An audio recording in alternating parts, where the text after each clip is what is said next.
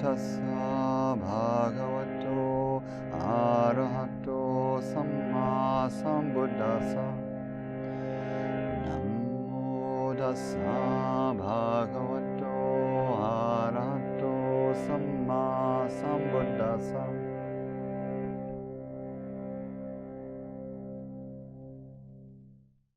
So we're at the end of our list of the 10 Sangyojana or fetters, and the final one in the list is ignorance or primordial ignorance, avidya, not knowing.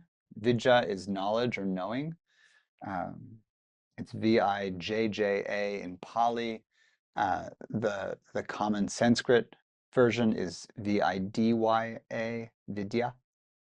And so the is the negation, so avidya, not knowing, not understanding, not seeing clearly. It's the first, it's the seed link, independent origination.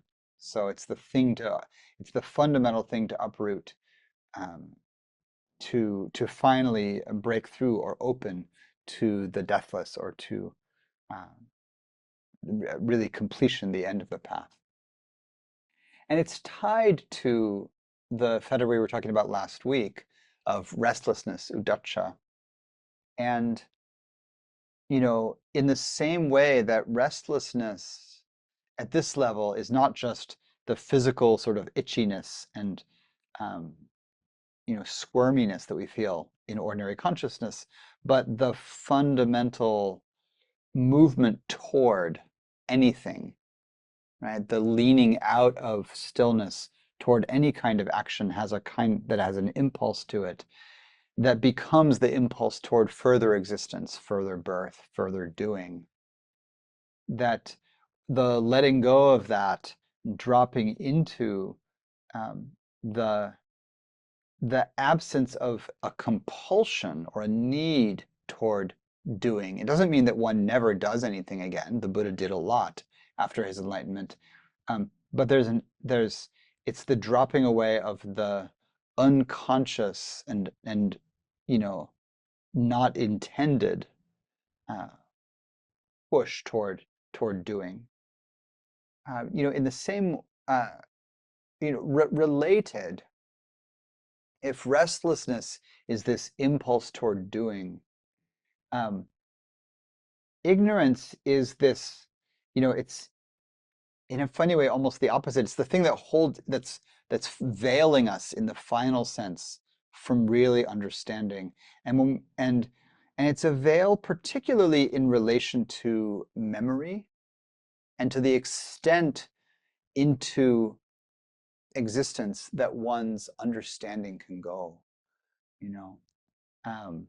and so if in restlessness there's this unconscious impulse toward movement, with ignorance there's this unconscious inability to see, and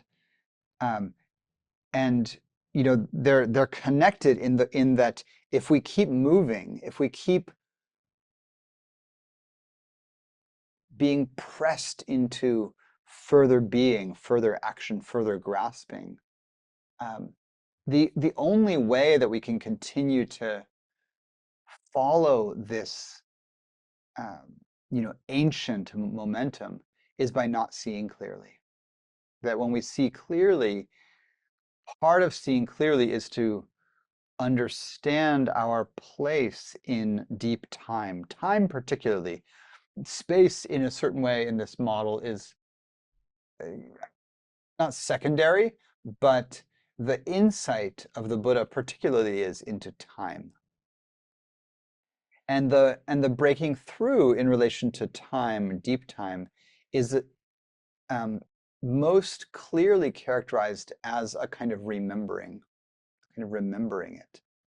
And so ignorance or not knowing is, not knowing our place in the order of things, not knowing clearly our interconnectedness. That's in a certain way a spatial insight, that we are connected like laterally to all other, living beings, but also temporally, that we're connected to the flow of conditions and actions that have happened in the past, and particularly the ones that have come from our own karmic stream or from our own volition, wholesome and unwholesome, shaping each next moment and each next birth.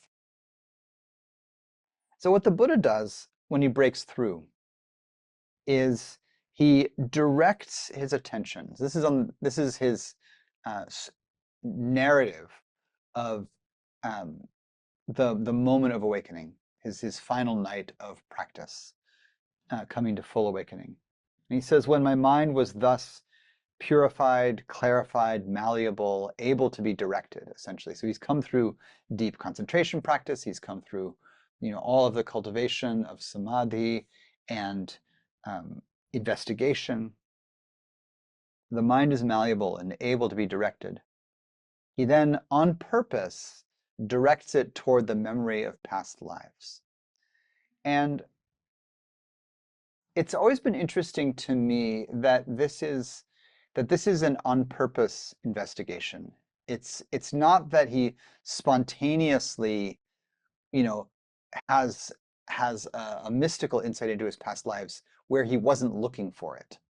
Um, the way the text reads, there's a kind of intentionality to doing this. So, that means in a way that he's already had an intuition that this is the right place to look.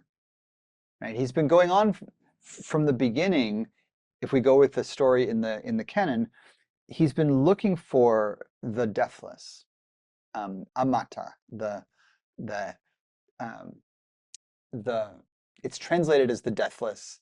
Um, Strangely, I think I talked about this a few weeks ago, in the Hindu tradition, the same word, amrita, is generally translated as immortality or the nectar of immortality. The Buddha translates it as the deathless. Um, and, maybe those two things are not different. Not the same, but not different, something like that. But he's been searching for the deathless. Remember that the initial impulse, mythically, and if we go with the myth, the initial impulse is seeing the unsatisfactoriness of the wealth that he was raised in, and then um, leaving home to find the deathless.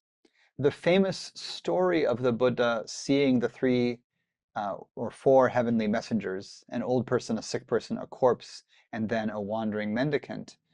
Um, that story isn't in the Pali Canon itself, so it seems to have been put together a little bit later on. It's in the earliest biographical stories of the Buddha, the Lalita Vistara um, and the Buddha Charita. So those are commentarial. They're a few centuries later. So these are stories that were around and they were being developed. Um, but but it's clear even um, from what's in the canon that the Buddha is thinking about loss and death as he leaves home. And he says, why, being subject to old age, sickness, and death, should I seek that which is also subject to old age, sickness, and death?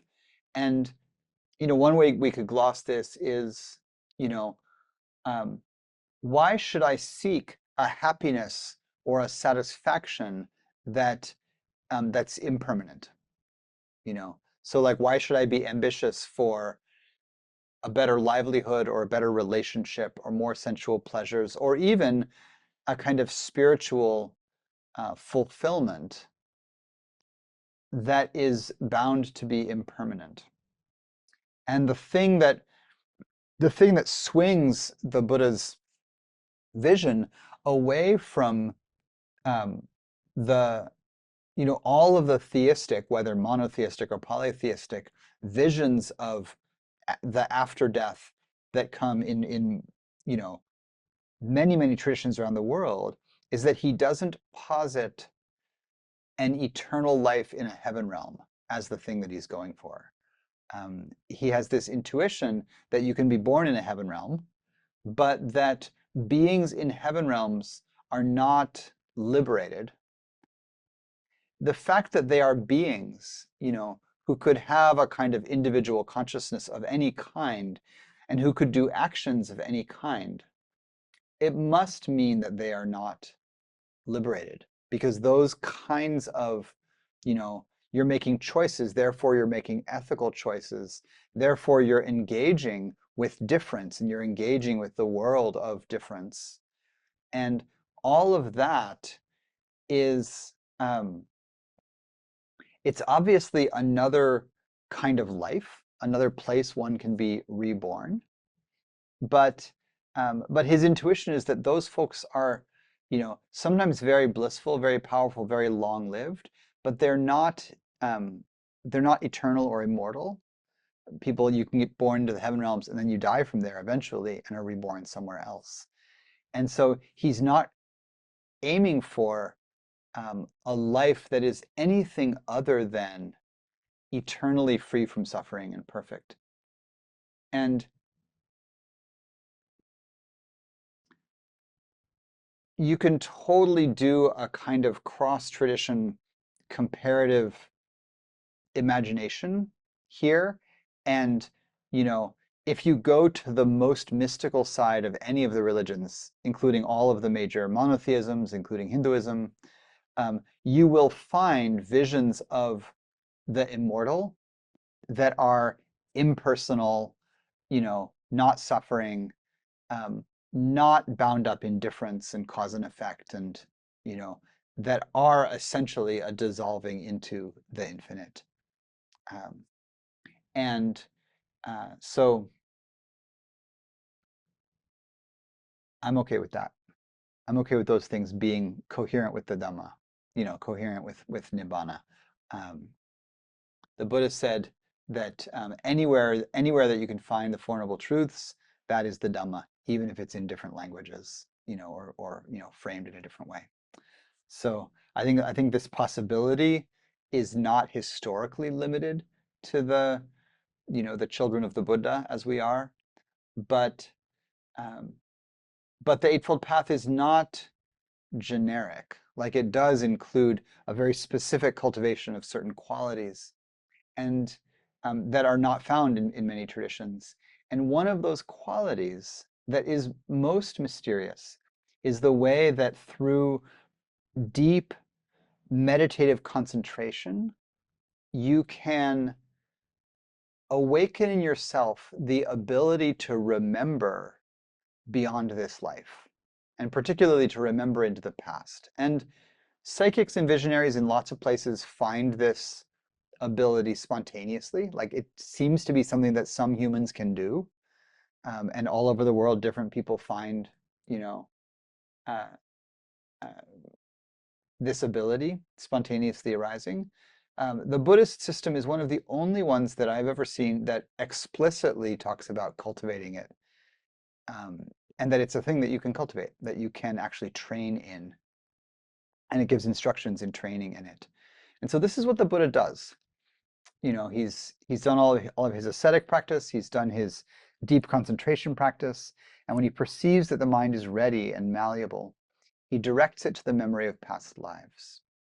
And he says then he perceives the past lives in all these specific ways: where I was born, what my social standing was, what kind of body I had, what kind of food I ate, what was my livelihood or my actions, my occupation, what was my experience of pleasure and pain, how did I die, and where was I born after that.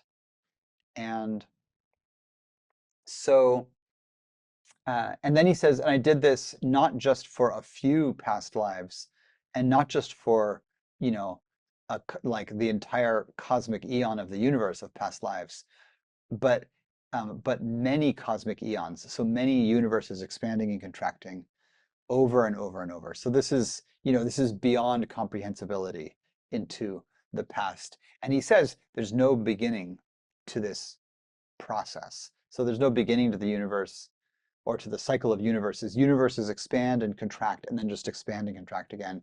And there's been no start to this. There's no creator God, and there's no creation moment in the Dharma. There's a creation moment to this universe, but that's just because the previous universe had contracted back down to virtually nothing. There's an empty space for a while. There are beings who are born there, right? Because beings aren't created. So all of the leftover beings who were not enlightened in the last universe are there in an extremely subtle form that doesn't really have consciousness in it, but they're there. And then the new universe appears and things start happening and they start dying from there and getting reborn into other places and all the realms are populated. And, um, the record just, the needle goes back to the beginning and plays it again, different songs, but the same general pattern. So the Buddha remembers all this. And this is the primary uprooting that ignorance, avidya, uproots. Is the idea, this whole connected set of illusory, deep views that we carry unconsciously, deeply unconsciously, at the core of our operating system, right? Earlier in the Fetters, there's already been, the uprooting or shattering of the more surface ones. Personality view is Fetter number 1, right? So at the very beginning of the sequence is this tearing open of the sense of a fixated self, of being I, being me, having my possessions, that torn apart. But then there's still layers and layers to go, working through sensual desire, working through ill will, working through doubt, working through attachment to subtle meditative states, all the way down to these last couple layers of the fundamental drive of life to perpetuate, and so restlessness, that movement forward, and then ignorance, the fundamental idea that that there's anything separate or isolated or having a beginning about this living experience at all. And so when a being remembers their past lives to that depth, or breaks through ignorance in any way that's coherent with that, like it seems like it's not described for every person who becomes an arahant, completely liberated in the texts, that not all of them get this same, like, saw all their cosmic past lives. It's possible to become liberated without that kind of cosmic vision that the Buddha had. But the insight, in a way, is the same. That you can come to understand that the attachment to life itself, any sense that my narrative of what's happening is accurate, can fall away, and that what comes in its place is the understanding that you would have if you saw yourself present in infinite space and present in infinite time, particularly time, in the way that the insight into previous births makes possible. So it's hard to talk about this in any way other than completely, metaphysical abstractions. But here's maybe one doorway toward this. And it starts with the sense that we were feeling toward in the meditation. In the sense of what I'm calling deep time. If you feel for the quality of memory that you're familiar with, what's it like to remember? What can you remember? And so you can probably remember, like, little flashes through back into your life, right? Your life, your childhood, your family life, your community life. And so remember one of those right now just as an experiment. So see if you can feel into a memory. And just for fun, don't pick a super traumatic one, but pick just like a lighter memory and see what that is as an experiment or as an experience. Is it like looking at a snapshot, so it's mostly visual? There's those kinds of memories. Is it primarily like audio? Like can you remember the sound of someone's voice? Can you remember how you felt in a given moment?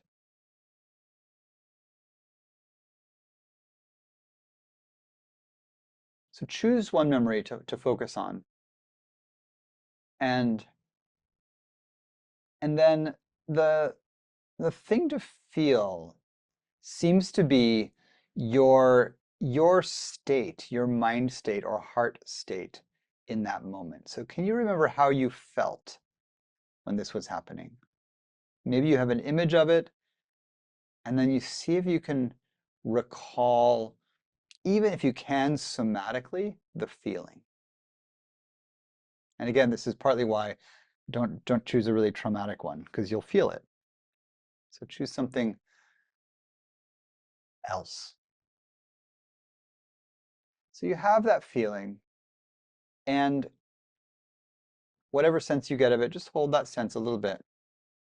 And then see if you can feel the connection between you here in the present and the you in that memory. Feel the way that there's a connection, that was you, even though so much has changed, particularly if it's long before.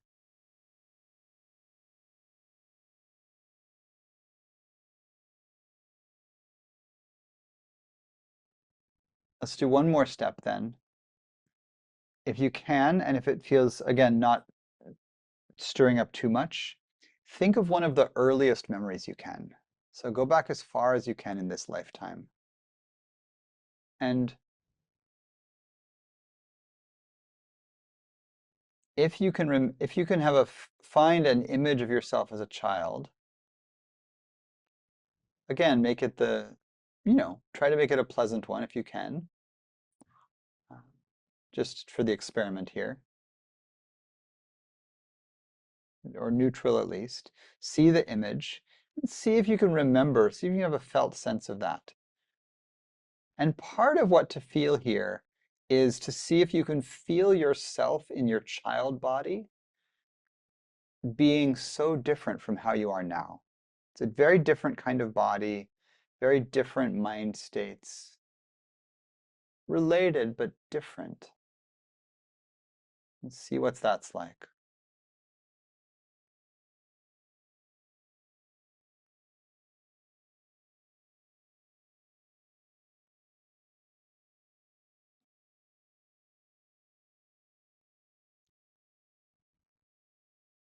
And letting that go.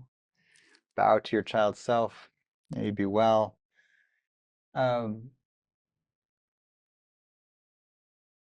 so sometimes what we can do is you can start with this kind of feeling. Like, okay, I have a somatic or an energetic felt sense of myself in the past. And then you can, in a way, open the gates of your imagination, in part, to the sense that um, that this kind of experience, different body, different states, but connected to you now, that this is something that you could feel past this physical body. Some people find this by reflecting on ancestry and, like their deep family. You think about, your parents or their parents or their parents, or you flash back to an ancestral homeland, I might think like, oh yeah, the ancient people of Portugal that I'm related to or wherever. Um, you can go in that way.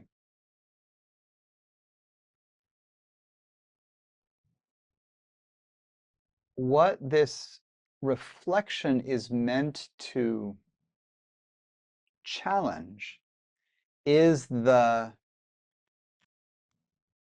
this veil that we habitually hold or don't challenge or are unable to see through that surrounds this body in this lifetime. That this body is alone in a kind of way in the stream of time, right? That somehow I appeared 54 years ago kind of out of nothing, right? I can't remember before that. I actually really only have snapshots, but I know how babies appear. I have pictures of myself. That must have been me. So then there we go. Um, the ignorance is that body, this story is separate from others, and that uh, it doesn't have uh, uh, a history in deep time. And you can make a lot of layers of this that are resonant in different channels of our life now. It's a kind of ignorance to forget our ancestry, right? If your people haven't lived where you live now for very long, which is to say, if they came from somewhere else to where you are now, or any time in the last 500 years, then you're a relative newcomer to this place. Your people are. And so it's difficult to feel back past that displacement. And I think it's part of ignorance to not know who we are in a deep way. So even if you don't get lost in the metaphysics of like, well, what is reborn and what does it mean to be reborn, and is this just a imaginary or what is it? The Buddha would say, don't try to figure out what it is. That's he doesn't give actually like metaphysical teachings on what the nature of the process of rebirth is. That's not in there. The teaching is actually um, it's a meditation, right? It's not actually it's not a scientific description of here's how souls transmigrate. It says no, no, just do this thing where you extend your memory, your power of memory backwards, and keep going and get the mind so strong that you can do that and you can keep going. And when you do that, if you remember back, lifetime, lifetime, lifetime, lifetime, you know, something breaks in you that has been solid, that has seemed unbreakable. And when that breaks or breaks open, the result is the uprooting of the craving for more. There's some way that like, if I think that like, oh, I kind of just got here, or I can only remember a few births, and I'm hungry for sensual experience. One lifetime is not very long. There's been lots of sorrow and failure in it. Let's have more. Let's have more sensual experience of various whatever your flavor. And the Buddha partly says, you've experienced so much sensuality, right? Life of the body for so long that if you could just remember it, if you could remember how much pleasure you've had and how much pain you've had and how much you've lost and how many times you have died, painfully again and again and again and again and again, cosmic eons of dying over and over and over again. He says, you would not want to do it more. Not because you hate it or because you're aversive to it, but just because like, you know, you've played that game. You know, it's like you realize that, you're in a video game, you keep dying. The game won't ever end. Like there's no completion. It's just one of those where like new levels, you finish one level and there's a new level, right? The AI just creates a new level. It's never going to stop creating new levels. You could play it forever, and you've already been playing it forever. You remember, you realize, like, I've been sitting on this couch playing this game forever, and I've just died and died and died and died, and I've been caught in the drama of, like, how can I win this level? And suddenly you're like, I don't need to play this game anymore. You know, this game is not going anywhere. It's not teaching me anything. And maybe that's part of what's so poignant about the Buddha's vision. Until we have that vision, we have the sense that, like, the that life is still teaching me things. And there's still new things to experience, new relationships to find. You know, there's work to be done in the world. And yeah, so there. Kelly has restated the entire Dhamma in one line. The only winning move is not to play. And this is the uprooting of primal ignorance. Um, and and you know, this is one of those teachings that um, you know, it doesn't sell very well. Like, I'm not attracting anyone to the Dhamma by giving this talk, because we know in our hearts also at the same time, and it's also true, that there's so much work to be done in the world, right? That the world needs people who care to show up and help. And this is, you know, we talked last week about that hinge where you get to full unbinding. And the thing that you come out with once restlessness is completely uprooted is actually you get your agency back. You can actually choose to keep playing the game, but you know that you don't have to. You've woken up from the hypnotic trance of the game. And then, you know, if you want to stick around for a while and talk into your little headset to all the other people playing World of War, you know, which is basically what it is, and be like, hey, everybody, you can stop playing. The game goes on forever, but you can stop. And of course, that's what we are, Dharma teachers. We're just people who stopped playing the game for a little while, or heard that it was possible to stop, and we're telling everyone else, hey guys, you can stop. And um, and the standard response is, no, I can't, because the other players need me. Or no, I don't want to stop. Like, it's beautiful. Playing is beautiful. My entire purpose comes from playing this game, right? This is me. This is what we're doing here. You know, you don't not play the game. And that's what Mara does in the myth. Mara comes to the Buddha and says, hey, you don't stop playing my game, you know, uh, to switch games very slightly. Mara is like, I'm the dungeon master, you know, nobody stops playing my game.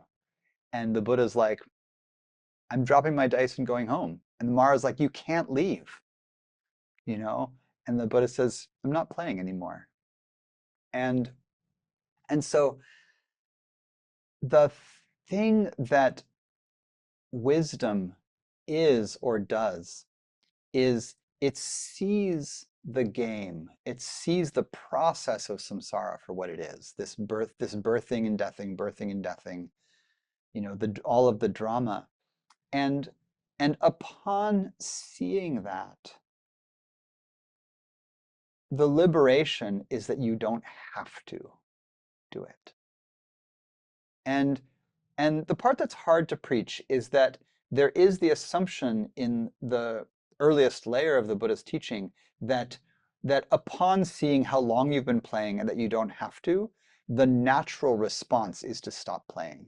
And that and almost immediately there was a kind of like a recoil from that, including in the Buddhist community. And this is partly where the ideal of the Bodhisattva comes from. Um, People immediately started being like, but what about all the other people who are suffering and dying in the game? And the Buddha's like, they don't have to play either.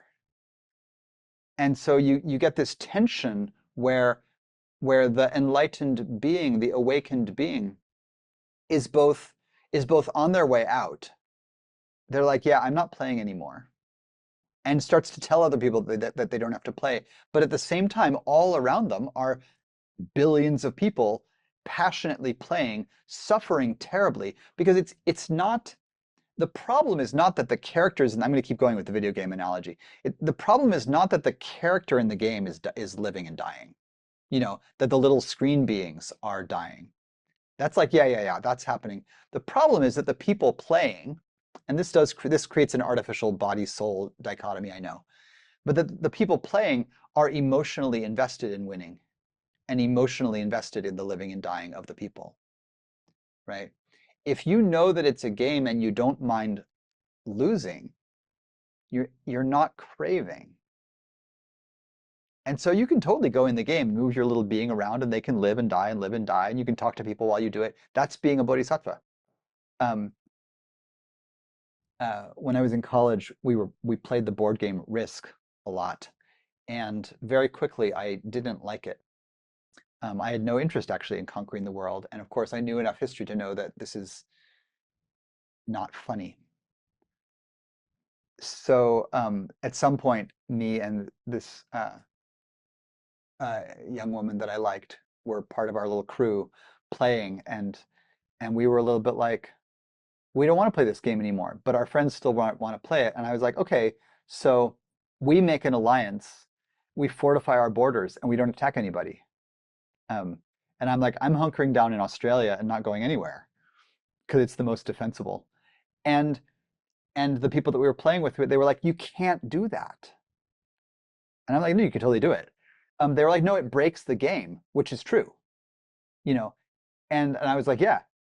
So that was the last time we played, because if you refuse to play, the game falls apart.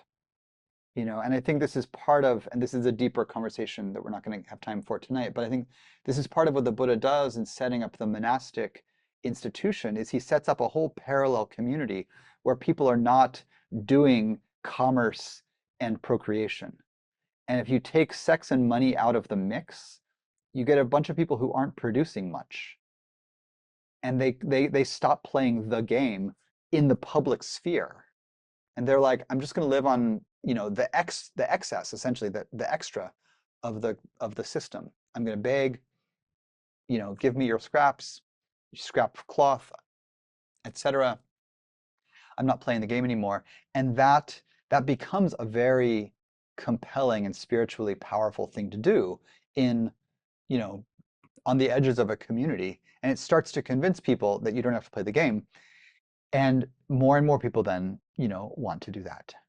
And um, so part of the mystery here with the uprooting of ignorance is how strange it is to realize that you don't need to play the game, how socially awkward it is when you decide that you don't need to play the game, and how it actually ripples outward from any person who even, divests, to use a word like that, from the game, even a little bit, ripples out into communities, and you start to get communities of non-cooperation to capitalism, to fascism, to, commerce, to the norms of participation that, in the game, in the birth and death game, um, that we're raised into. So, all right. So you don't have to play. It's hard to completely stop, but not impossible, actually. And um, and you know, even if you choose to go back in the game and teach others, uh, putting down the controller for a bit and just walking outside is remarkable if you've just been immersed in the screen, if you've been immersed in the game. Uh, you know, Plato knew this. You know, those who walk out of the cave kind of have to be convinced to come back and teach others, but you can do it. So, all right. The only winning move is not to play. Yeah. All right. So we'll close there for tonight. Um, oh, now I want our discussion time. So, but there you go. Let's talk about this next week. chew on this, divest, you know, etc. And next week we'll do all Q&A and just discussion, and we'll see where this is bubbling and percolating around. Send me questions if you want me to save them and start with them next week. Blessings to us each. May we see clearly. May we uproot the fetters. May our minds and hearts be islands of coherence in the world. May all the wars end, inner and outer. May all the fetters be broken, inner and outer. May all beings everywhere be radically free, even all of us who don't know yet that we even want that. All right. So thank you, blessings, vote, do all the things. See you soon.